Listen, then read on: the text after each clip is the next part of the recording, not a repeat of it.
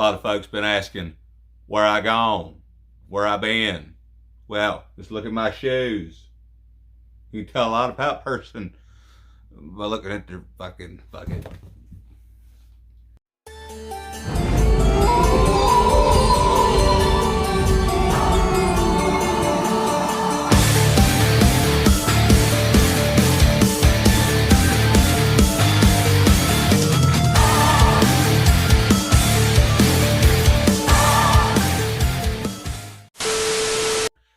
Hey everybody, it is Drewski McGillicuddy, and it is another Found in the Wild. But don't be alarmed. I'm gonna just go ahead and film a bunch of videos back to back just to get them out of the way, because I feel bad for going into hiatus for what seems like a month, but it was only 3 weeks. But it's a long story, and maybe I'll get around to it. But the first thing I want to mention is the fact that we went to Myrtle Beach for the weekend 3 weeks ago, and when I came back from Myrtle Beach, my back went out, and then I was in the bed for a week, and then I just was depressed and down in the dumps because I was a paycheck short, so I didn't have any money to go anywhere or do anything. But, whatever. I'm going to make up for it with this video. We're going to show you all this fancy stuff I got, because we found it in Myrtle Beach. That's why I think I called it Found in Myrtle Beach, but it might just be Found in the Wild, Where I Gone, Where I Been edition. Even though I feel like I wasn't really gone that long. Even though, do you really give a shit about any of this? When I go to Myrtle Beach, which hadn't been since 2012, which is an ungodly amount of time for someone to, not go on vacation. What? All right. So when I go on vacation, the first thing I like to look for is t-shirts. Because, locally, it's hard to find a good t-shirt. You go to Hot Topic, and they got all these bands that nobody's ever heard of. A bunch of poser bands. So I went and I looked for, some real band shirts. And I found more than I thought I would. Fancy AC/DC shirt. Dirty Deeds Done Dirt Cheap. Isn't that fancy? Isn't it fancy? Dirty Deeds Done Dirt Cheap. Okay, yeah, that's nice. Funny story, when I was 14, I went to Myrtle Beach, and they had this badass baseball tee like this, but it was an Aerosmith shirt. Unfortunately, this one's not a baseball tee, but it is this extremely soft material that I love so much, but it just looks so vintage. But it's not, because I bought it in 2021. And a word of advice, while you're going to Myrtle Beach to buy yourself all these t-shirts, keep in mind, a lot of these places are tourist traps.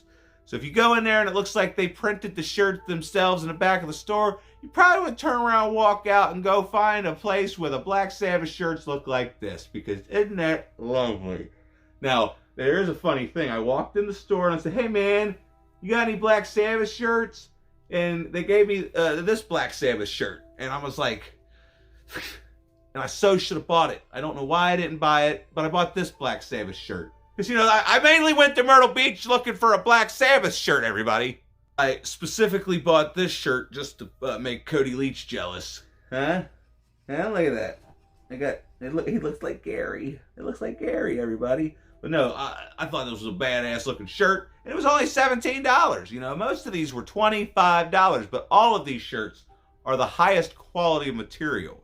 Now, where I got these next couple shirts was a place called Retroactive in Myrtle Beach, South Carolina. It's a Broadway at the beach.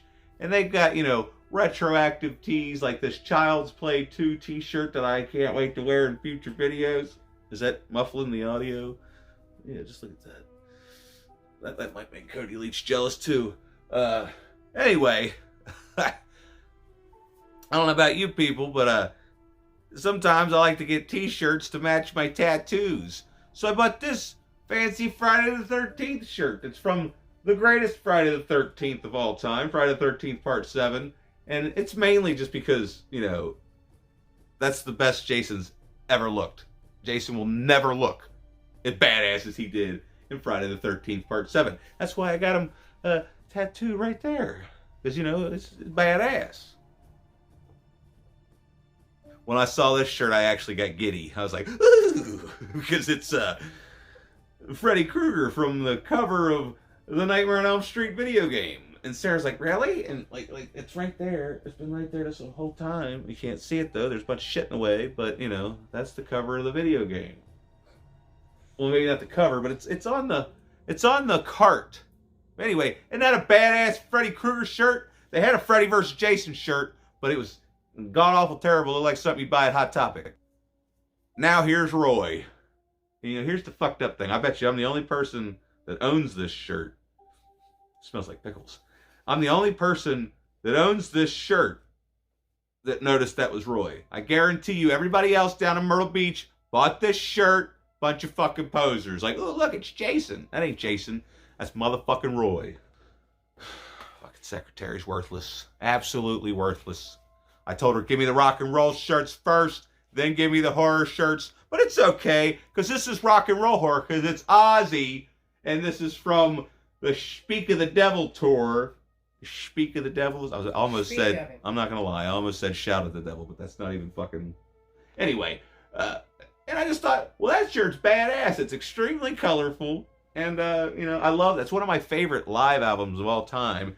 And if you've never sat down and listened to Ozzy Osbourne's Speak of the Devil, I highly recommend that you go and see if they got the full album on YouTube and just sit there and let it play all the way through, because it is incredible.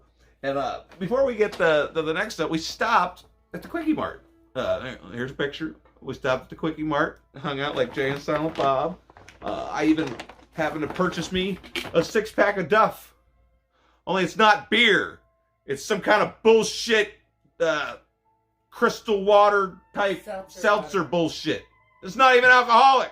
I mean, what the fuck's wrong with you? Why would you do that to me?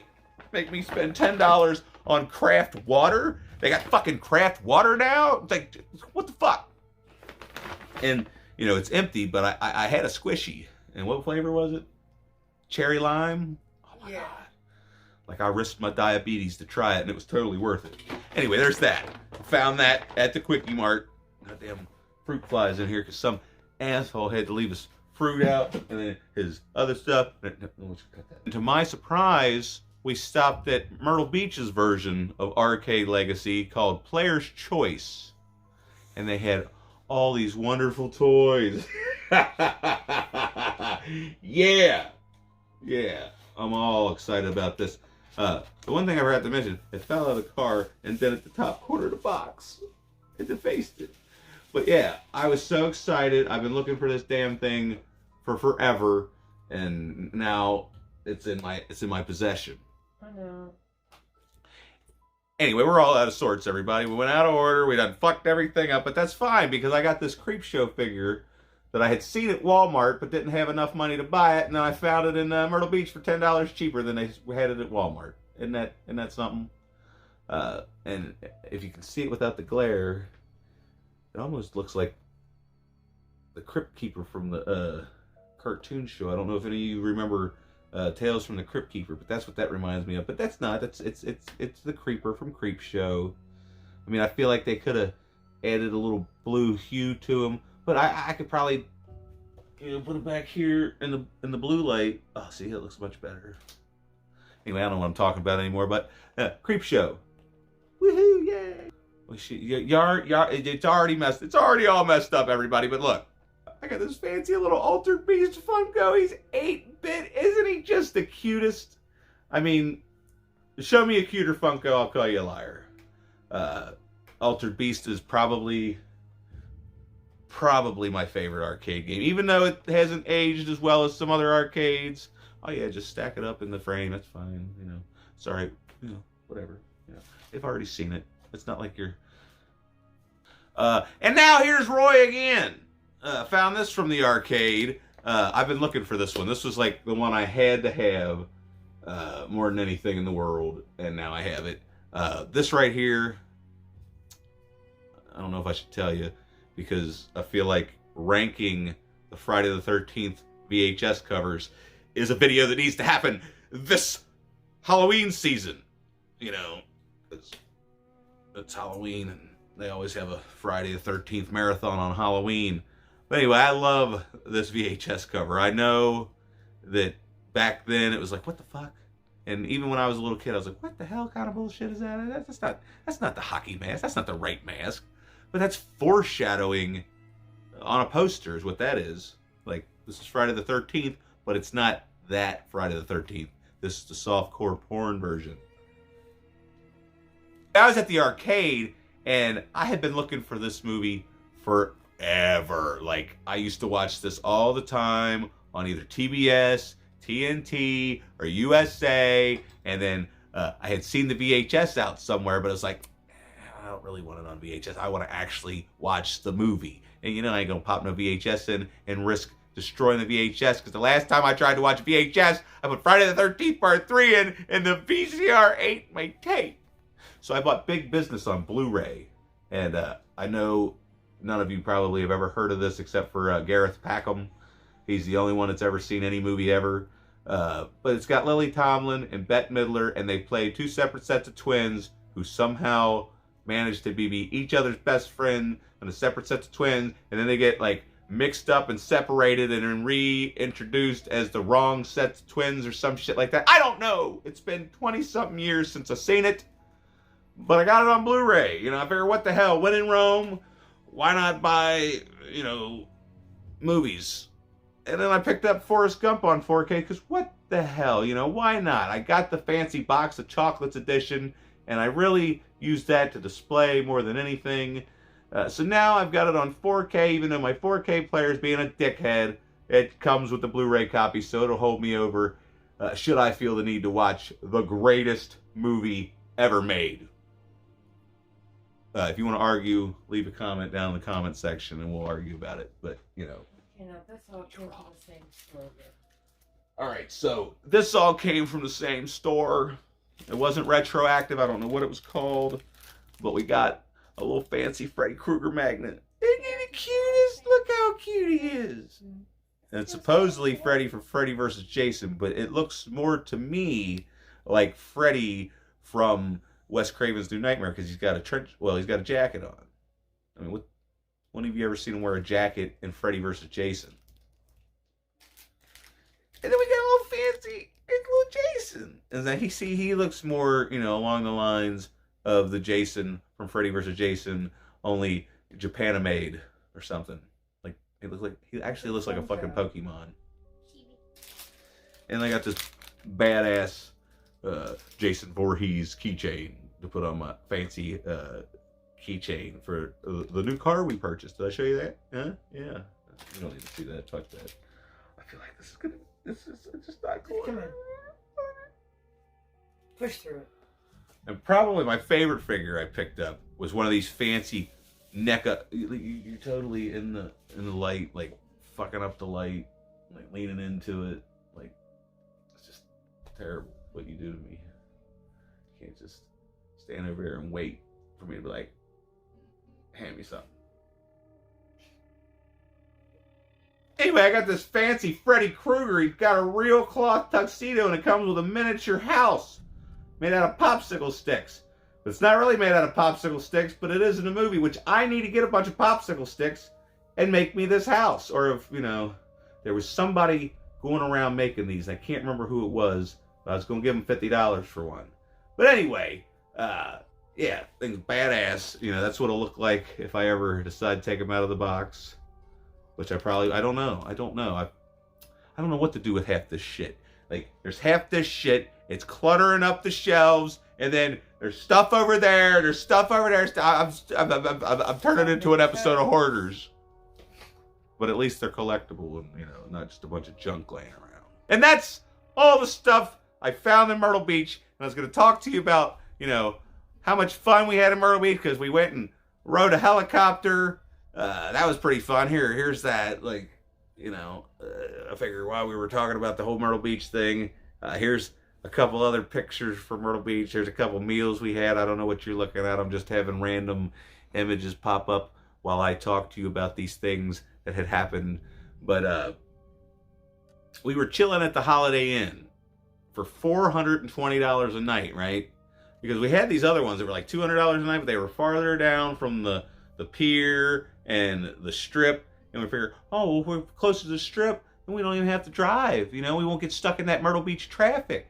So, yeah, we get this $420 a night hotel room, oceanfront, but we're on the 3rd floor, and there's a goddamn palm tree blocking my view. I think that's what started the downward spiral of me just being aggravated the entire time I was down there. But luckily, somehow, every time we went to one of those places to eat, like I said, the service was excellent, the food was excellent, but just the other people, I guess, that are on vacation down there. I mean, I'm assuming they're down there on vacation. There's a bunch of people that you look at them and you're like, how the fuck did you even get down here? Let alone how the fuck are you going to get home? And then there were just the people that, like, you shouldn't even be allowed down here. You should have the shit kicked out of you by me. Let's go behind that building. I'm kicking your fucking ass. I mean, there's a whole crap ton of stuff that happened down there that was just completely unnecessary. Along with, we go to check out, right? And we prepaid for a hotel room, spent like $1,100 after tax for fucking 2 nights. And then, while we're sleeping, they charge our card like $700. And then they go and try to charge it $900, which it was overdrafted because of the $700, so it declined the $900. And then there's our travel expenses to get home. I mean, because I had cash in my pocket because, you know, I'm a big baller and whatnot. But the point is, we were using the fucking credit card for the shit we were going to do while we were down there. All right? And they overcharged us by like an astronomical amount. And then Sarah goes to the lady and says, oh, and you can skip to this time mark if it pops up. If not, just fucking deal with this, all right? Because this is like grade A storytelling right here. Sarah goes up to the front desk and she says, hey, you all charged us $700 for no reason, because there was already a $150 hold for like if we used room service or got stuff from the tiki bar or anything, what have you. And that's fine. That's to be expected. But then to charge us $700 at 3 a.m. on Friday night or Saturday morning, and then we don't even notice it until Sunday when we go to check out, and then there's also another $900 charge, and then here's what they told her. Oh, we're so sorry about that. We'll try to charge a penny and then give it back or something. Some stupid bullshit they told her, and then she was like, oh, okay. And then comes back, and she was like, well, if it goes back in there, we'll just let it go. Which I knew it wasn't going to go back in there. I knew that they were just basically like, oh, sorry about your luck.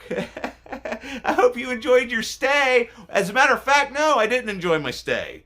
But this fucking Jesus Christ, I mean, it's one thing if it would have been $100, but this was $1,000. They charged the card and then put our card over the limit, right? So we couldn't use the card anymore. Fine. We could use the card. That's how I discovered that they were overcharging us, was that my card... Point is, they overcharged us $1,000 and then basically told us to take a fucking hike. And I said, hold on a minute, lady. You see all these windows? Give me my fucking money back right now or you're getting smashed the fuck out. Fix this problem that you created or you're going to lose all these windows. And she's like, do I need to call the police? And I'm like, yeah, I think you need to call the fucking police. So she went to call the police, and I said, don't call the police. Because, you know, I'd hate to have to explain to the police why I'm acting like a fucking fool in the middle of all these fucking people in the hotel when there was people behind me like, oh, I've got the same problem, but I'm also mad because room service didn't make my bed. And I'm like, motherfucker, that is minuscule compared to what they fucking did to us. And then I was so mad, I even took the $10 tip I was going to leave the housekeeper. Because they did make our beds. But anyway, point of the story is, I threatened to burn the place to the ground. And instead of then telling us, you know, all right, we'll be on your way. Sorry about, you know, taking all your money and ruining your vacation. They got the tiki bar manager to come up. And this dude's about 6'5", 300 pounds. And I'm about to knock his ass out. But then he ended up being my best friend. Now, I know it was just because he was trying to calm the situation down, but this motherfucker didn't have no psychiatric skills or credentials, but somehow he was able to calm me down, and he called the GM, and the GM came in. They called Capital One, and they even had like this code to give them the thing to reverse the charges and have it be instant instead of 3 days from now. Well, Capital One didn't want to do it. They wanted to fucking hassle me. So that fucking Samuel L. Jackson's full of shit, man. basically I kept telling whatever the guy's name was, tell him Samuel L. Jackson's full of shit. I thought this was supposed to be no hassle. And he's talking about, these are mutual customers. You're telling me there's nothing at all you're willing to do. And Capital One said, yeah, fuck them. Who cares if they get home or not? Had I not still had $500 in my pocket. But because me, being the charming motherfucker I am, after throwing the big old fit, getting the fucking GM down there, he says, hey, I'll give you $250 cash to get you home. I'm like, cool. Took $250 cash, bought all this shit. And then when we got back from Myrtle Beach, money's back on the credit card. So, I didn't scam nobody, but, you pissed me off. You better give me $250 cash or there's going to be hell to pay. Anyway, that's the bullshit story. And then that just fucking, from there on, just nothing but bad luck since we got back from Myrtle Beach. And that's why it's been so long since I made a video. And now here you go. Here's a fucking 22, 25. Who knows how long this is going to be. I got a couple more things from Arcade Legacy for you. Because I had some stuff on hold while I was on vacation. I came back and I had to rush. Because I got San Francisco Rush.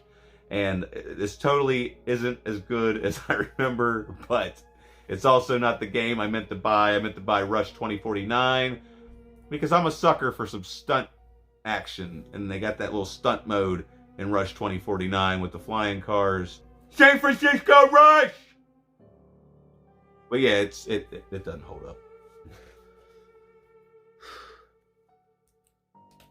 And even though I need to play the 7th one again, I picked me up Resident Evil 7. But not only did I pick up Resident Evil 7, I got the fucking pre-order Steelbook version. Which you gotta wonder, why the fuck are you gonna spend probably more than the $70 that it cost to get the game? You spend the extra money to pre-order to get the fancy special Steelbook, and then you trade it in a month after the game comes out?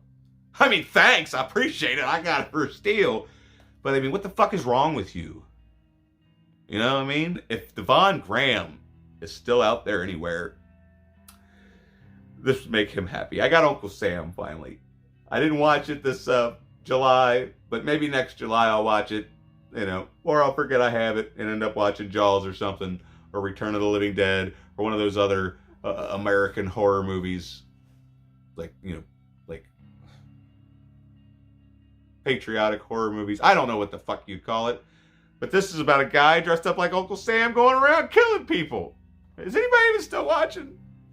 First of all, I do want to give a big shout out to Gareth Packham and Kyle Winfrey, because, they was checking on me, make sure I was all right. And it means a lot to me because I wasn't all right there for a minute. I was having a really hard time of it. And it's nice to know that people noticed that I was missing. I also want to give a big shout out to John Stanton, because he had messaged us on Patreon. And the Patreon thing is just the stupidest fucking thing ever. It never notifies me. Half the time when I get onto it, I can't figure out how to fucking use it. And then I don't know how to check my messages.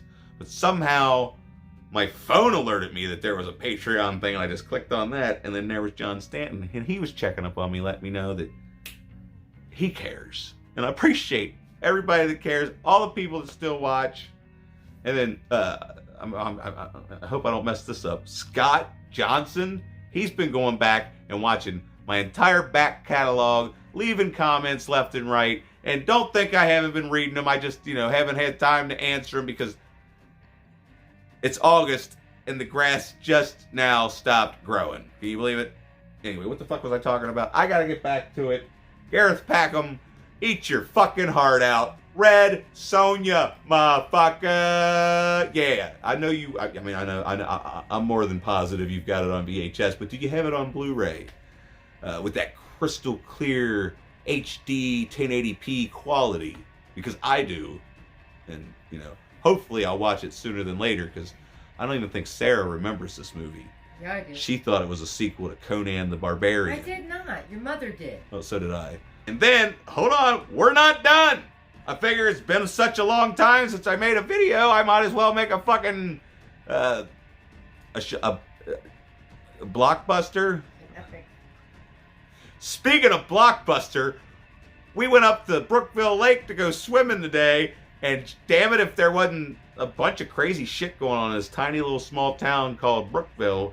There was horse-drawn carriages, and there was this fucking hometown video.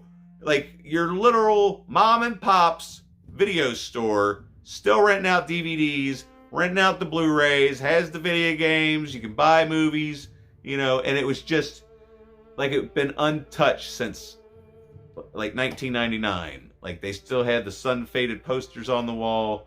I mean, there's a video that I'm probably showing. I don't fucking know what's going on anymore. But we had rented Medieval, but it doesn't have a fancy... We rented the HD remake of Medieval, just so that we could say we rented something. And then I picked up It Comes at Night, because I still have no idea whether or not I like this movie or not.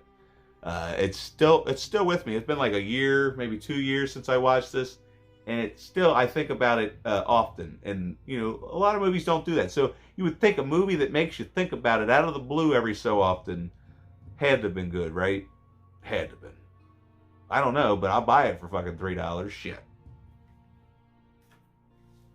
And then I'm almost positive I remember seeing the trailer for this. It is a magnet releasing, and I don't know if you ever remember hearing me say if something's a magnet releasing, chances are it's worth picking up. Well, for $2, I picked up The Ones Below. So maybe I'll watch this and I'll review it. But, you know, you never do know, because, you know, you might not see me again for 3 weeks, 3 months, 3 years. Who knows? But just remember, if you're feeling like you need a fix, but I'm not giving it to you, there's a whole backlog of stuff that you can check out on my channel. And also, before I go, if you notice this shirt, this is Scott H. Byram. He's legitimately my favorite musician. I bought this hat the last time I seen him. And it was only like 2 years ago. But that's what happened to my hat at work. This is my work hat. And this is my new one. Exact same hat. Literally the exact same hat. And then Gabriel wants me to show you this other hat, even though I'm sure you've seen it before. Scott H. Byram. The H is for fuck you. And then here's that. And we were at the concert. He had this fancy Bo Diddley guitar, and he did some John Lee Hooker with it. If you can see it, I would play the audio, but last time I tried to play his music, I got sued, even though the first time I saw him, I told him I was going to steal some of his music for a movie. He said, "That's fine, just email me on Facebook, and we'll give you the right to use the song," which I think he was just drunk and rambling, because he is that type of guy. He plays stadiums in Sweden for some reason, but over here, he'll play little dive bars, and he goes up to the bar to get his own drink. And if you've never heard of Scott H. Byram, I highly recommend. Like, I hate country music, okay? But it's like country music, gospel music, heavy metal, punk rock, Delta blues, and some other shit all smacked together into one for like some of the most unique, interesting sounding music that ever came from a dirty old one-man band. Because he's just one guy. Like I said, here's another, you know, he even does the harmonica. But he's got all these fancy guitars, and he just sits there thumping on a foot pedal. And it's just absolutely wonderful. But anyway, that's long enough. Nobody wants to sit here for a fucking half an hour and listen to me ramble on about fucking shit I found, or stuff I did, or what I've done, where I've been, where I've gone. Because, you know. But hopefully, we'll get back to you with some reviews coming up, and they'll be good, hopefully. I mean, the audio probably won't be good, but hopefully it looks good for you. Because, you know, I'm doing the best I can. Now, if you don't mind, get the fuck out!